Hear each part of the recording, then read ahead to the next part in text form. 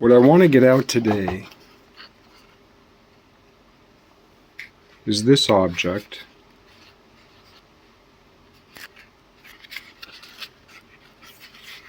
"36 tetrahedra.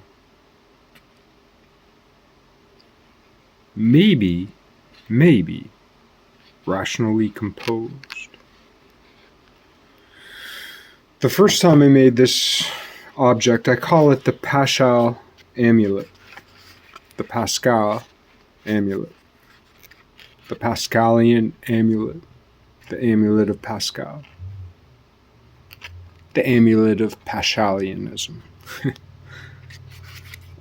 What I like about the word Pascal is it can be spelled Pascal. Pascal, as in Blaise Pascal. And what I like about the word Pascal is it can also be spelled Paschl, relating to the... I actually don't know the origin of the word Pascha, if it's Greek or if it's Slovakian, but it's certainly related to the word for the Eastern, dare I say, Catholic Church's word for, and certainly the Orthodox world's word for Easter. And one can hardly, if one has looked around a bit, because there's Pascal without the H, the mathematician, and there's Pascal with the H, the Christ. So what I like about calling this the Pascal amulet, because it's a trinity of kinds, a trinity of sorts. And it's a trinity that is possessed by a vacuity in the center that has a center. It's a solid object made of 36 tetrahedra, or 9 amplituhedra. And an amplituhedron is 4 tetrahedra arranged in a certain way. Sounds complicated, but it's just like the simplest object. There are 2 simplest objects in the world, a sphere and a tetrahedron. They're tied for first place, and they're inverse to each other somehow.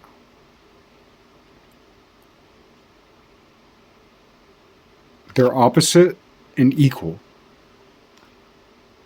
They're the pointiest and the roundest.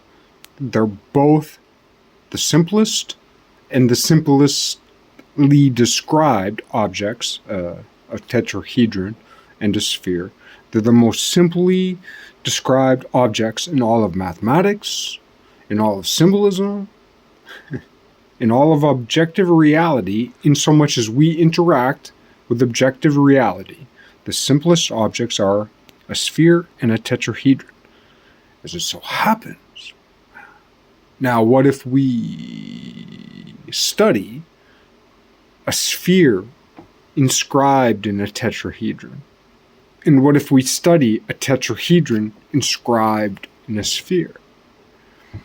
That cascading harmony of ratios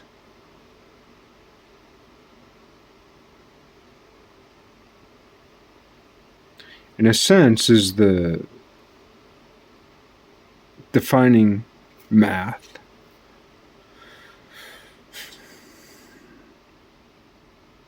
At least of our contemplative cosmos.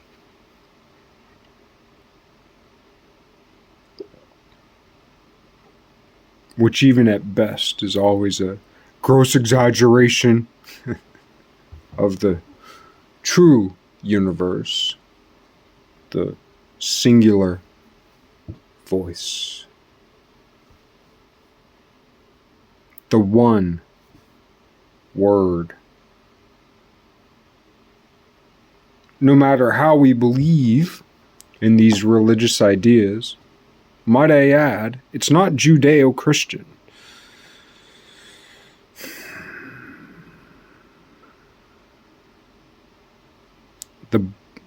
It seems, from my perspective, and I have a particular perspective, so forgive me, correct me where I'm wrong, please.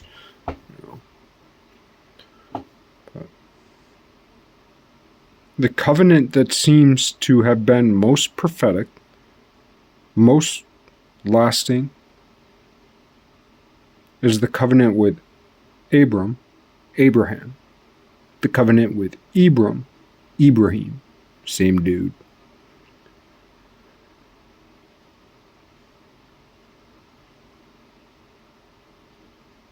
That is, that his progeny should be as the sands of the beach or the stars of the sky. I'm paraphrasing.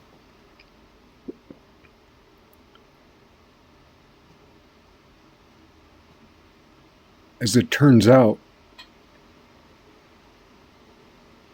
that has come to be. We might not all be his seminal, like physical, biological progeny, aka Abraham may not be our physical ancestor.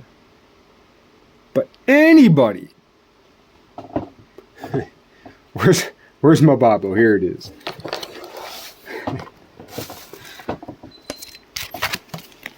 Anybody who's flapping one of these things around, and anybody who's holding it close,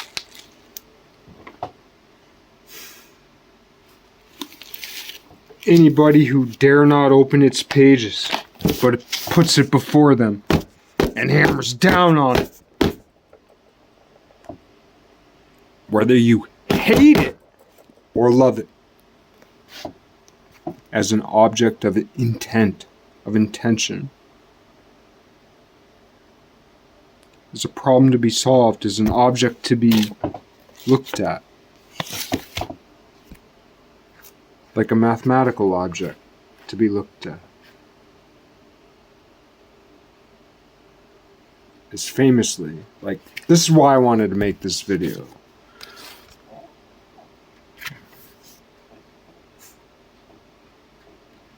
To call this this object, I think it's rational. There are not many people who understand what I mean by that, but I believe this is a rational mathematical object made out of 36 tetrahedra. I think this is special. There, I said it. 36 tetrahedra. 2 squared times 3 squared tetrahedra.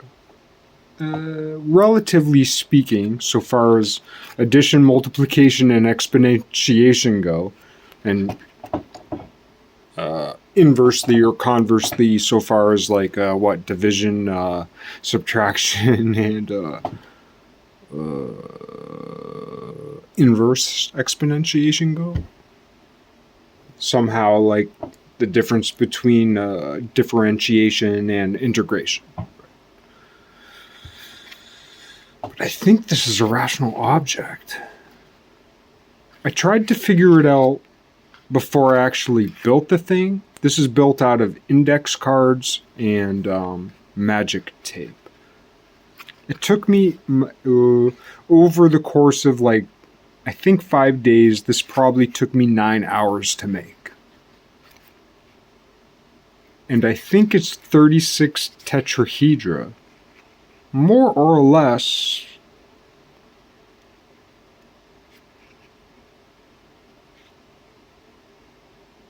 perfectly conjoined mathematically when I use that word. I think it's a perfect, like, I'm not perfect. The way I made this isn't perfect. It's the best I could do. But it's funny the way that progression works. Like, for all the things that are happening in like Chat GPT and Rocket Lab and like who knows what will come, what will go. There's all these like modern day miracles happening in our midst. But one of the miracles that hasn't happened is the rational order of the simplest object, as it so happens. Like we think of squares and cubes as the simplest object. As it so happens, they are not.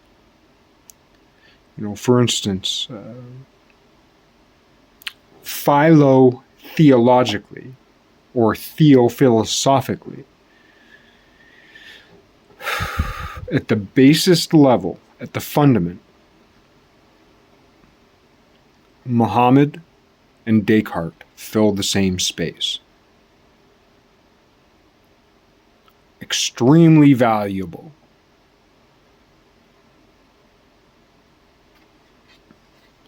So in math, I've felt this in my heart, and not that I've been a big Descartes or Pascal scholar, but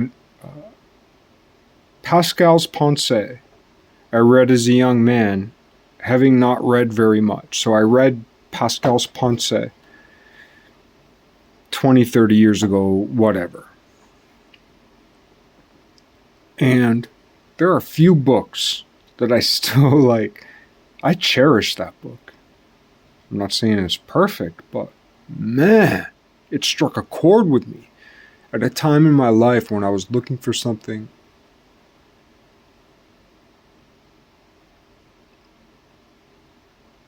outside of what could easily be expressed by my contemporaries. I'm not trying to say that to me. I'm the least of things. I'm the dumbest. Right? The dumbest guy needs the smartest guy. Right? Now, I'm not saying Pascal's the smartest guy, but I think he had a couple things right. A lot of things right. Which is a lot to say. Right? When you're dead 300-400 years, what will people say about you? Pascal's been dead for a long time. And people are going to be talking about him for a long, long, long time, right? So he's worth a look, I think. Forgive me for being so bold.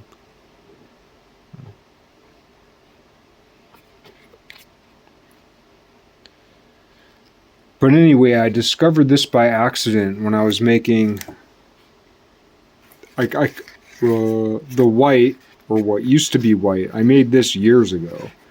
What used to be white. So this is, well, the white, because there's the pink, there's the orange, there's the green. So I'm going to keep the pink, but I think I'm going to cut off the green and the orange from this object. The time has come. I took one off several years ago at the beginning of COVID. I was going to crush this thing up. I was going to tear it apart one by one because I was trying to destroy the history of my life. In an attempt it was an overzealous attempt to move on. But I tore one piece off of this. I tore this one. I tore this orange one off. And then I was like, what the fuck am I doing? This is the greatest thing God's ever given me. I think, maybe. I don't know. It seems like it's actually a rational object. Once again, this is, I think, to the best of my math, 240 tetrahedra. It would be, 88 times 3. So what's that? That's 240 plus 24. So, it's 3 rings. It's 3 rings put together.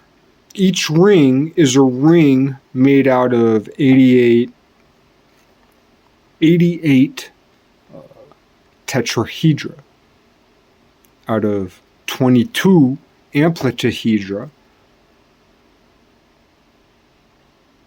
or 11 bi or winged amplituhedra, which is just two amplituhedra put together.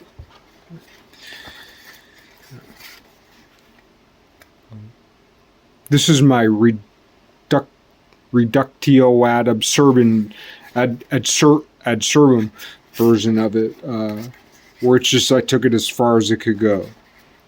So all the white tetrahedra, or what used to be white, now I guess they're a little bit,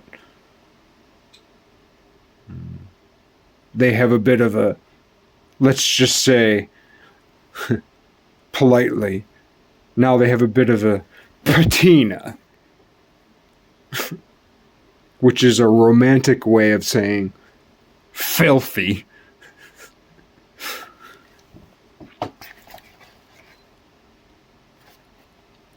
What do we call it? Radical humility and public confession.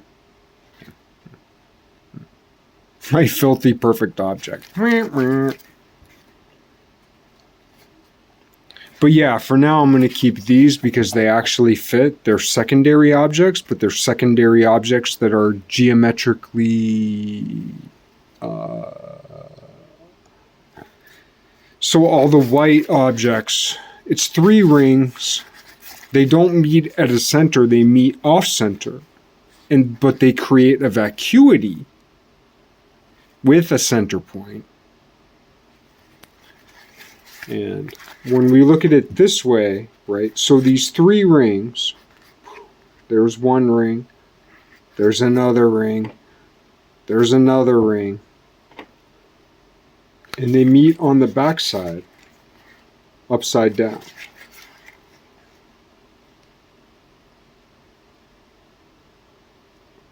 Two up. So it's anti-symmetric three-dimensionally along this pole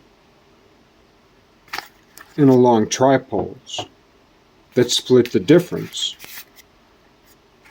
Not along any one of the, like the objects, the tetrahedra, create these three rings. And then the vacuities create an inverse geometry spherically. See what I mean? And it looks like when I rotate it, that these are the same. Because, right, these three rings actually create a pole. So there's this object here. And then when I flip it around, there's this object here. The thing is, when you look at it through the center, what you realize is that if we spin it instead of spinning it along this axis, where it tends to look the same, because it's anti-symmetric in that direction, what we see when we spin it this way, when we spin it, what's this called? Longitudinally. When we spin longitudinally, it appears as though it's the same object. But when we spin it laterally, shout out Gauss to lateral numbers instead of imaginary numbers. Not because imaginary isn't important. Imaginary is so important that we should call what we call today imaginary numbers lateral numbers, so that we can exalt the word imaginary, not diminish it. That's an important point. Anyway, yeah, where's that? Okay. So when I spin it this way, they look as though they're the same object. Two arms up.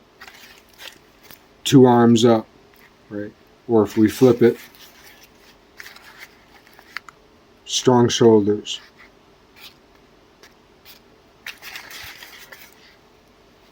Strong shoulders. But if we go this way, strong shoulders. Now if we spin it this way instead, latitudinally,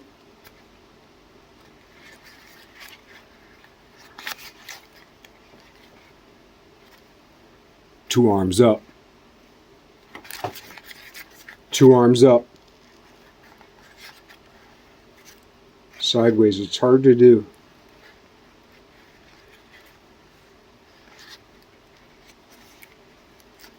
Strong shoulders. When we do it sideways, it's two arms up, strong shoulders, two arms up. When we do it sidelong, it's two arms up, two arms up. Oh, nope, I gave it an extra flip there. Strong shoulders. Strong shoulders. Two arms up. Two arms up. Two arms up. Sideways. This is really hard. Two arms up.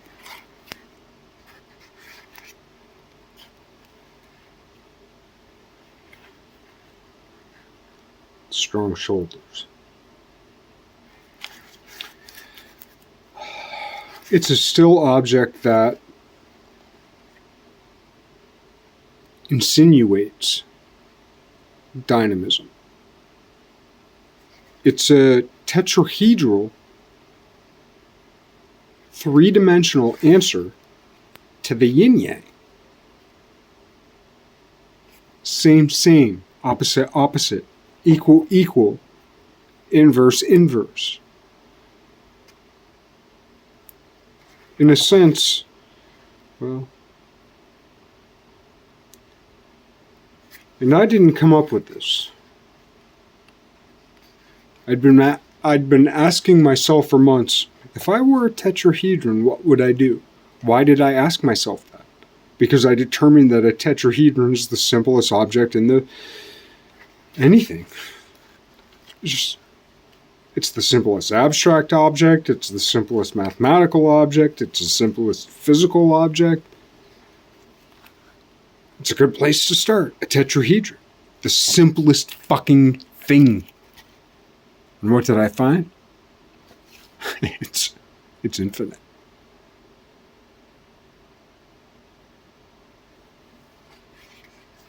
The Pascal amulet. What did Pascal say about Descartes? Useless and unnecessary. I didn't even go that far. Do I love every single utterance of Pascal? No. But how much Pascal do I love? Percentage-wise, almost more than anybody.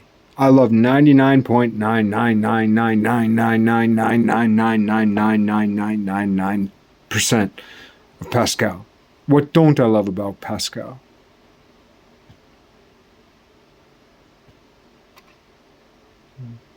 Where he and I together fall short of the omega point. That's pretty good, Pascal.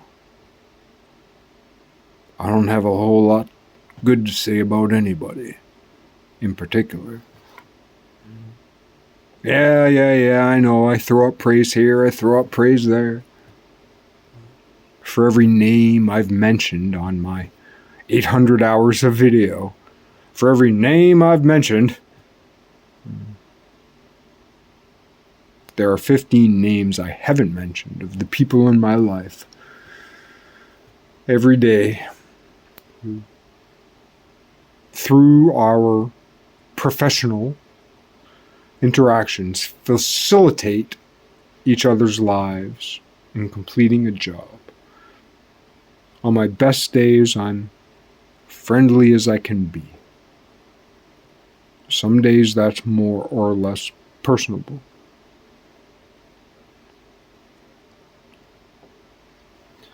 The Pascal amulet. What I also like to call this is the Mysterium Rationis. The mystery of reason. Why hasn't someone thought of this? 36 tetrahedra. A tetrahedron, right. We think in cubes. Cubert. We think in cubes. Tetris. Which is squares that they fake us out into thinking are cubes. They're not cubes, they're squares. It's a planar. Tetris is a planar game. They give some, it's a freeze, but it's a two-dimensional freeze.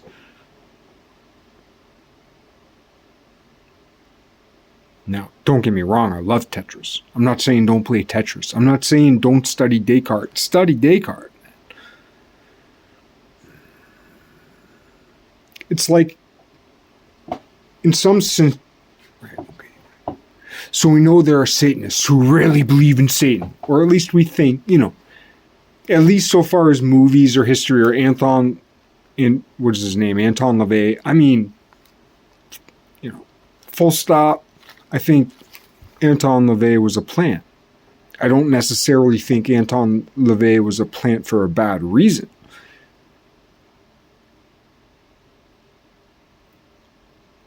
He may have been a plant by good people to show how dumb some shit is.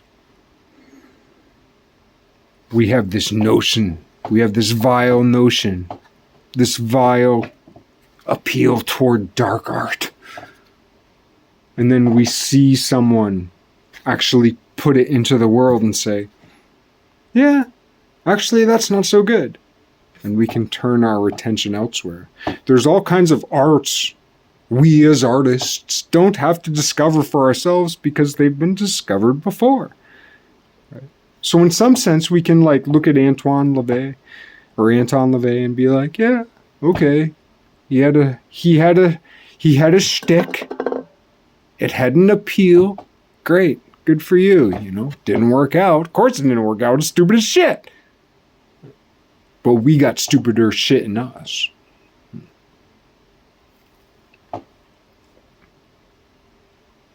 But then these days, there's I wouldn't say like a respectable population, but an appreciable population of Satanists online